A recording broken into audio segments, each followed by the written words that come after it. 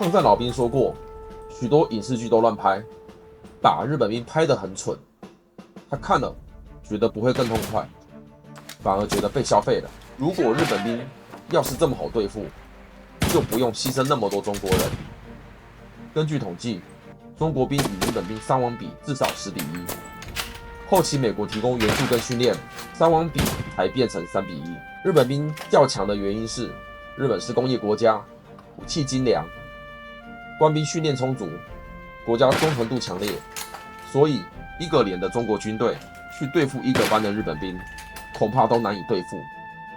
老兵说，日本兵战斗能力相当高，真的对当年的中国人来说是一个噩梦。